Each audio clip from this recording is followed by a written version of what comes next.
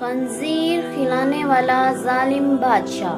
پرانے زمانے میں بنی اسرائیل کا ایک بادشاہ تھا جو کافر ہونے کے ساتھ ساتھ بہت ظالم بھی تھا، جو لوگوں کو خنزیر کا گوشت کھانے پر مجبور کرتا تھا، اور جو آدمی انکار کرتا تو اسے سخت سزائیں دے کر ہلاک کروا دیتا۔ پھر اس زمانے کے سب سے بڑے عابد کو بادشاہ کے پاس لایا گیا۔ لوگ اس عابد کے مرتبے اور فضیلت سے آگاہ تھے۔ لوگ نہیں چاہتے تھے کہ اس عابد بزرگ کو بادشاہ کی طرف سے کوئی تکلیف پہنچے۔ چنانچہ ایک سپاہی نے عابد سے کہا، آپ مجھے ایک بکری کا بچہ ذبح کر کے دے دیں۔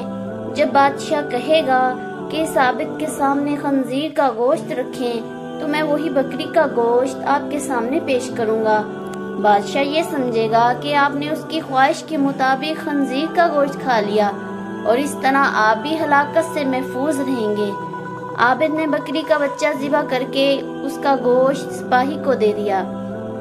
جب عابد کو بادشاہ کے سامنے لایا گیا تو بادشاہ نے حکم دیا کہ خنزیر کا گوشت لایا جائے۔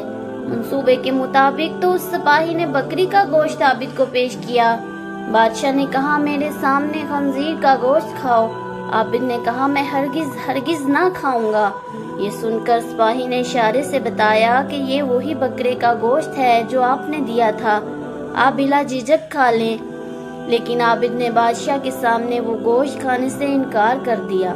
ظالم بادشاہ نے سپاہیوں کو حکم دیا کہ اسے قتل کر دیں۔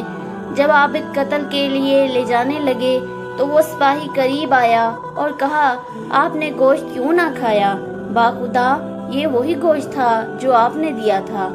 عابد نے کہا، ایسی کوئی بات نہیں، بلکہ میں اس بات سے ڈر گیا تھا کہ لوگ میری وجہ سے فتنہ میں مبتلا ہو جائیں گے، کیونکہ جب بھی کسی کو خنزیر کا گوشت کھانے پر مجبور کیا جائے گا تو لوگ کہیں گے کہ فلاں عابد نے بھی تو مجبور ہو کر حرام گوشت کھا لیا تھا، لہٰذا ہم بھی کھا لیتے ہیں۔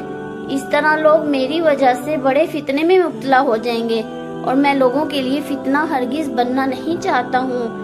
یہ کہہ کر وہ عابد خاموش ہو گیا اور جلاد نے اس کا سر تن سے جدا کر دیا۔